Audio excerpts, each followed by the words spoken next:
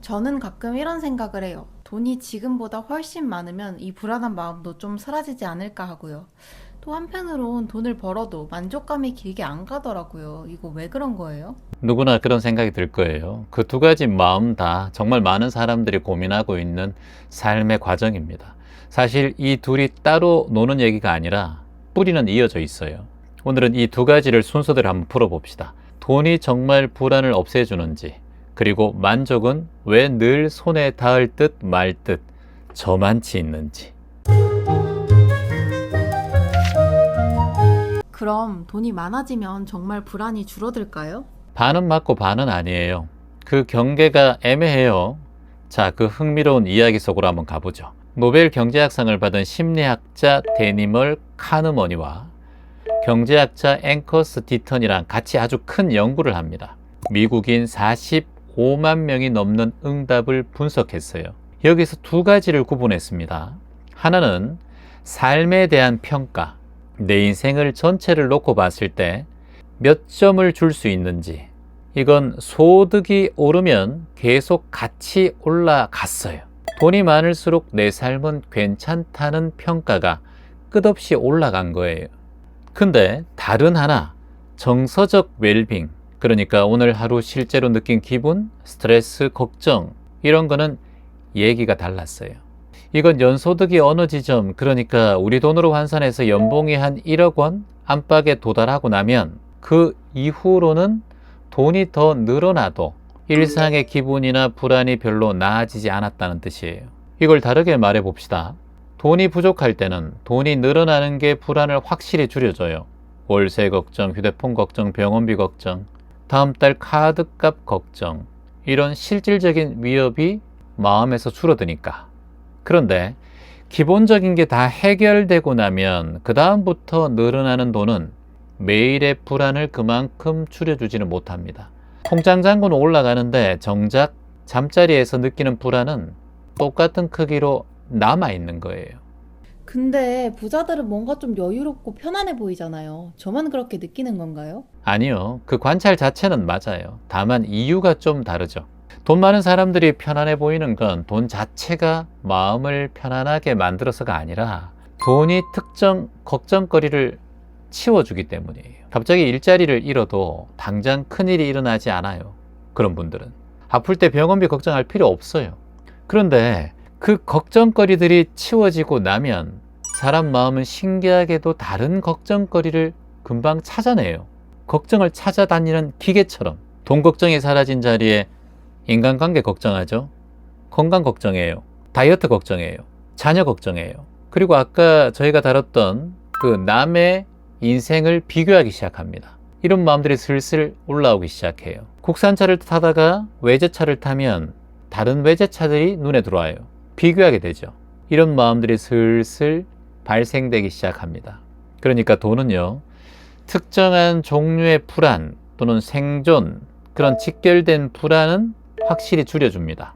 그건 맞아요. 근데 사람 마음속에 원래 걱정거리를 담는 그릇, 이 걱정을 담고 다니잖아요, 우리가.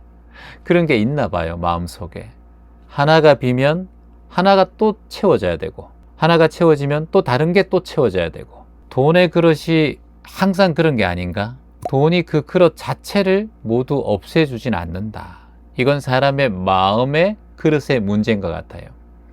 그리고 여기서 한 가지 더 재밌는 포인트가 있는데, 사람들이 느끼는 불안이 있죠. 사실 내가 가진 돈의 절대적인 액수보다 내 주변 사람들이랑 비교했을 때 내 위치가 어딘지 이게 훨씬 더 크게 좌우됩니다. 똑같은 연봉 8천만 원을 버는 사람이 있다고 가정해 봅시다. 이 사람의 주변의 친구들이 대부분 5천만 원 정도 벌어요. 그런 동네에 살면 나 참 여유 있다 이렇게 느낄 수 있어요. 근데 이 사람이 주변에 대부분 1억 5천 이상 사는 동네로 이사를 가면 똑같은 8천만 원인데도 갑자기 내가 잘못 살고 있나? 나 돈 더 벌어야 되는데, 이런 부족감을 느끼게 됩니다. 돈이 정말 절대적인 안정을 준다면 액수가 그대로면 불안도 그대로야 되잖아. 근데 실제로는 그렇지 않아요. 불안은 숫자 자체가 아니라 그 숫자를 어디에 놓고 비교하느냐에 따라 크게 흔들립니다. 우리의 마음이 말이에요. 그래서 돈을 아무리 많이 벌어도 불안이 안 줄어드는 사람 중에서는 사실 돈 자체가 부족해서가 아니라 계속 더 가진 사람을 기준으로 삼고 있기 때문에 그런 경우가 꽤 많아요. 자, 그래서 다시 정리하자면 돈이 있으면 불안이 사라질까에 대한 답은 이래요. 기본적인 안전이 없을 땐 돈이 정말 큰 힘이 돼요. 근데 그 기본적인 안전의 선을 넘기고 나면 불안은 돈이 아니라 더 다른 걸 요구합니다. 채아님, 그럼 이건 왜 그런 거예요? 뭔가 갖고 싶던 걸 손에 넣어도 만족감이 생각보다 금방 사라지고 또 다른 게 갖고 싶어지잖아요. 갖고 싶어지죠. 네. 이게 정말 재밌는 우리의 이 뇌의 얘기입니다. 여기서 핵심적인 단어가 하나 있어요. 바로 도파민이에요. 사람들이 도파민을 흔히 쾌감 물질이라고 알고 있는데 사실은 그게 아닙니다. 신경과학자 켄트 베리즈라는 사람이 아주 중요한 실험을 했어요. 원하는 것이랑 좋아하는 것이랑을 구분하는 거예요. 원하는 것은 뭔가를 향해 달려가게 만드는 힘이잖아요. 저걸 가지면 좋겠다. 저거 내가 하고 싶어. 저기에 가고 싶어. 이런 게 뭐예요? 다 갈망이죠. 이게 집착이에요. 이건 도파민을 만듭니다. 자, 그리고 좋아하는 것은 그걸 실제로 손에 넣었을 때 느끼는 순수한 즐거움이에요. 근데 이건 도파민이랑은 좀 달라요. 훨씬 더 작고 약한 신경회로가 이 부분을 담당합니다. 그러니까 원하는 것과 좋아하는 것, 이게 다르다는 거예요. 뭐가 다르다? 우리의 호르몬과 신경회로의 담당이 다르다는 거예요. 그리고 여기서 진짜 중요한 발견이 나오는데 도파민은요, 원하는 걸 손에 넣었을 때가 아니라 손에 넣기 직전, 그러니까 기대하고 있을 때 가장 많이 나옵니다. 집착하고 있을 때 가장 많이 나와요. 쉽게 말하면 그거예요. 그 갖고 싶던 물건을 주문하고 배송을 기다리는 며칠, 그 설레임의 순간에 뇌는 이미 최고조로 흥분하고 있습니다. 근데 정작 상자를 열어서 실제로 그 물건을 손에 딱 쥐는 순간 그 흥분은 이미 싹 사라집니다. 만족을 못 느낀다는 건가요? 그건 좀 허무한데요. 아, 그렇게 들릴 수는 있는데 사실은 희망적인 얘기예요. 왜냐하면 이걸 알고 나면 우리가 뭘 잘못하고 있는지를 알 수 있거든요. 만족이 금방 사라지는 건 여러분의 욕심이 많거나 감사할 줄 몰라서가 아닙니다. 뇌가 그렇게 원래 설계되어 있다는 거예요. 손에 넣는 순간 만족 회로는 잠깐 반짝하고 사라지는 거예요. 원하던 회로는 벌써 다음 목표를 향해서 또 다른 걸 찾아 나서는 거예요. 그러니까 만족은 왜 항상 조금 뒤에 있을까? 답은 이거예요. 만족은 원래 지금 가진 것에 있는 게 아니라 뇌 구조상 늘 다음에 원하는 것으로 그쪽으로 계속해서 설계된다는 거예요. 이걸 심리학에서는 쾌락의 쳇바퀴라고 불러요. 수레바퀴와 같다는 거예요. 번뇌의 수레바퀴, 집착의 수레바퀴. 월급이 오르면 잠깐 좋다가 금방 그 월급이 당연해지죠. 그 다음 목표가 또 생겨요. 새 차를 사면 한 달은 행복하다가 그 다음부터는 그냥 내 차가 돼버리고 다른 새 차와 비교하게 되죠. 이게 요즘은 훨씬 더 빨라지고 짧아집니다.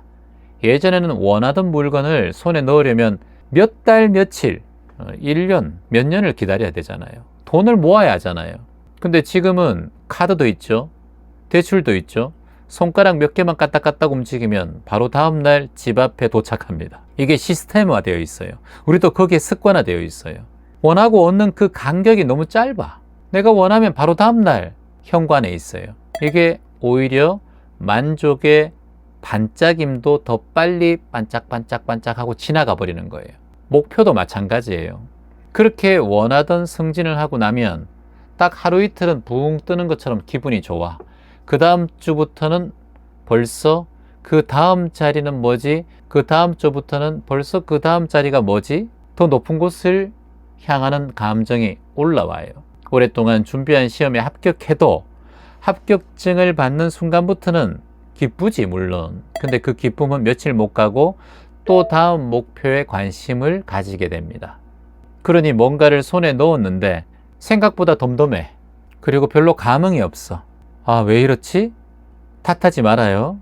그건 지극히 정상적인 뇌의 작동입니다. 채원님, 그럼 이 두 가지를 알고 나서 무엇을 할 수 있을까요? 좋은 질문이에요. 사실 답은 아주 단순한 곳에 있습니다. 자, 첫 번째로 돈에 대해서는요, 돈을 쫓는 게 나쁜 게 아닙니다. 다만 이만큼 더 있으면 불안이 없어질 거야 라는 생각에 함정에만 빠지지 마세요. 그걸 알아차리라는 거예요. 기본적인 안전이 채워졌는데도 계속 그 지점을 뒤로 미루고 있다면, 더 원하는 게 있다면 지금 불안한 진짜 이유는 그 돈이 아닐 가능성이 높아요. 자, 두 번째, 만족에 대해서는요, 만족이 우리가 도착하는 게 아니에요. 그냥 만족하는 건 성공하는 게 아니에요. 그리고 그걸로 끝나는 게 아니에요. 이 만족 또한 지나간다는 걸 아는 게 중요합니다. 아, 이 만족도 결국은 해결되면 또 지나가는 것 중에 하나구나. 이 만족 또한 지나가는구나. 이 원함 또한 지나가는구나. 이 성공 또한 지나가는구나. 내가 원했던 게 이루어진다고 해서 그것이 계속 머물러 있는 게 아니라 그건 또 지나가는 하나의 순간일 뿐이다. 반짝반짝 지나가는 순간이다라는 거예요. 그렇게 원래 짧게 설계되어 있는 거예요. 이 마음이라는 게. 그러니까 그 짧은 순간을 그냥 짧은 채로 짧게 지나가지? 그래, 이 순간도 지나갈 거야. 그래, 하지만 나 이 순간을 만끽하자. 충분히 느껴요. 감사하게 느끼란 말이지. 얼마나 고생하고 그 순간을 맞이했는데 이것도 지나간다고 슬피 울 필요 없어. 그 순간만큼은 만족하시고 즐기고 충만해지라는 거예요. 근데 그걸 붙잡지는 말라는 거지. 그 순간이 영원해야 된다. 그런 건 없다는 거예요. 자, 그리고 또 하나, 아까 말씀드린 그 설렘이 가장 큰 순간이 언제라고 했어요? 손에 넣기 직전이라고 했잖아. 그 말은 뭔가를 향해 가는 그 과정 자체에 이미 꽤 많은 기쁨이 있다는 뜻이에요. 과정이 기쁘다는 거예요. 결과에만 만족하지 말고 지금 이 결과를 위해 한 발 한 발, 한 땀 한 땀 내가 도전하는 그 과정이 얼마나 설레고 감사한 순간인지, 그런 순간순간을 만족하면 훨씬 더 나중에 더 큰 만족이 찾아오죠. 그러니까 결과보다는 과정에 자주 만족하는 마음을 습관화한다. 중요합니다. 자, 세 번째로 하나만 더 말씀드릴게요. 아까 1막에서 불안이 돈의 액수보다 비교하는 대상에 더 좌지우지된다 했잖아요. 만족도 똑같아요. 내가 가진 걸 남이 가진 것과 비교하는 순간 방금 느꼈던 모든 작은 만족들이 무너집니다. 무서워요. 그러니까 돈이든 물건이든 손에 넣은 다음에 제일 먼저 해야 할 일은 뭔가? SNS를 켜서 남과 비교하는 게 아닙니다. 내가 어디 왔으니까 사진 올려야지, 내가 뭘 먹으니까 사진 찍어서 올려야지, 새 차 샀으니까 사진 찍어서 올려야지. 그러는 순간 또 다른 새 차, 다른 친구의 SNS에 마음이 가고 몸이 가요. 또 비교하게 된단 말이죠.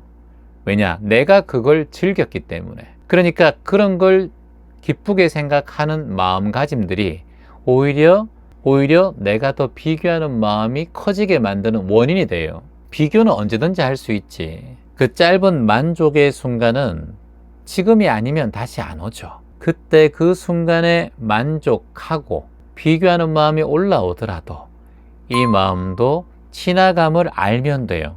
비교하는 마음을 붙들고 살면 평생 비교하다가 고통 속에 살아갑니다. 비교 또한 감정이고 만족 또한 감정이고 지금 이 순간 지나가는 거예요. 그 흐름을 보라는 거예요. 그래도 잘 이해가 안 되고 어렵다고요? 그러면 한 가지만 한번 해봅시다. 여러분 곁에 있는 것 중에서 아무거나 하나를 보세요. 지금 앉은 자리에서 그냥 보세요. 그 핸드폰, 예전에 신제품 나올 때 기다리면서 샀던 휴대폰이에요. 그리고 혹시 떨어뜨릴까봐 조심했던 핸드폰입니다. 지금 여러분이 계신 곳, 방, 집, 여러분이 앉아있는 의자와 여러분이 사용하고 있는 모든 생활용품들, 몇 년 전에는 간절하게 원하고 또는 계약하고 도장 찍고 샀던 물질들일 거예요. 근데 지금 어떻습니까? 그냥 당연하잖아. 휴대폰도 당연하고 의자도 당연하고 집도 당연한 거예요. 눈에 잘 안 띄어요. 손에 있어도 핸드폰이 손에 있는지도 잘 몰라요. 그렇게 애지중지 케이스 넣어서 떨어뜨릴까봐 소중하게 다뤘던 그 휴대폰도 이제는 그냥 당연한 거예요.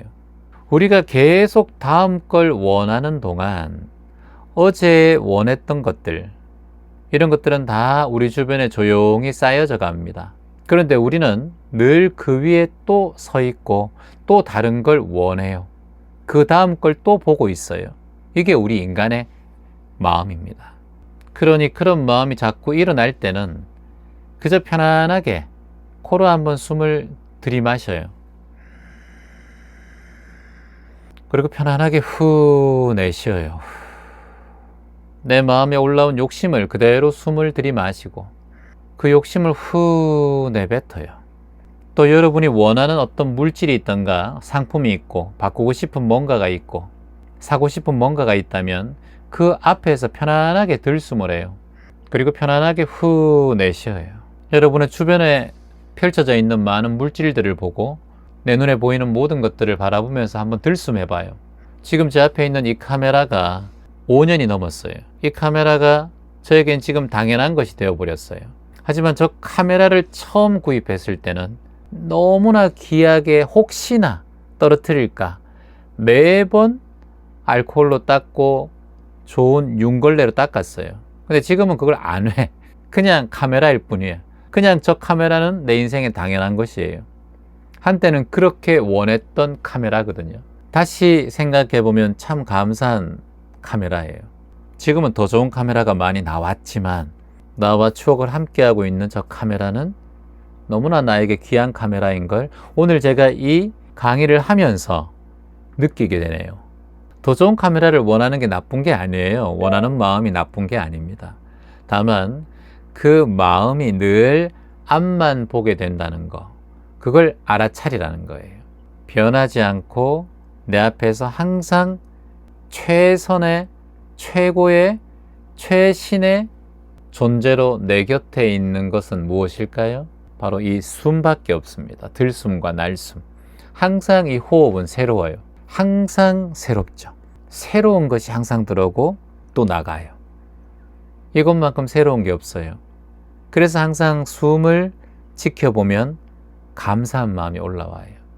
자, 오늘 뭔가 새로운 것을 갈망하는 마음이 들면 이 한마디만 해주세요. 지금 당연해진 이것도 한때는 그렇게 원했던 거였다. 그리고 지금처럼 숨 한 번 내쉬면서 지금 곁에 있는 것을 소중히 여기고 다시 마음이 돌아오면 된다. 이것도 명상이에요. 얼마나 소중해요. 내 주변에 있는 이 모든 것들이 내가 가지기 위해서 얼마나 노력했던 거예요. 지금 먼지가 쌓여 있고 쓰레기통에 들어가야 될 것도 많이 있지만 그전에는 너무나 귀하게 내가 모셔온 것들이에요. 절대 가치 없는 게 아닙니다. 돈을 싫어하는 사람은 없죠. 돈은 그래도 모든 걸 다 만족시키지 못합니다. 특정한 불안은 줄여주죠. 하지만 마음의 만족까지는 채우지 못해요. 만족은 다음에 있는 게 아니거든. 지금 이 순간, 지금 이미 이 순간에 만족하는 마음이 존재하는 거거든요. 이건 습관이라고 할 수 있어요. 만족하는 사람들은 만족하며 살아가요. 항상 불만인 사람은 불만인 마음으로 살아가거든요. 오늘 하루도 여러분이 만족하며 사셨으면 좋겠습니다. 그건 어떠한 돈보다 귀합니다. 그리고 지금 이 순간 들숨과 날숨이 들어가고 호흡을 하는 이 순간만큼 귀한 게 없어요. 병원에 산소호흡기를 달고 있는 환자의 마음, 우리는 내가 지금 건강하기 때문에 유추할 수가 없어요. 지금 여러분이 숨 한 모금 들숨과 날숨을 들이쉬고 내쉬는 것, 지금 이 순간에 만족하는 마음 내는 것, 그것만큼 더 값지고 귀한 건 없다. 오늘도 만족하며 숨 한 모금에도 감사하며 살아갑시다. 고맙습니다. 새로운 책이 나왔습니다. 3년 만이네요. 하루도 너를 잊은 날이 없었다. 귀하게 섰습니다. 귀하게 소장해 주시면 고맙겠습니다. 그리고 명상가를 위한 365일 수행 인력 365가지의 수행법에 마음을 모아서 써봤습니다. 원하시면 구매해 주십시오. 고맙습니다.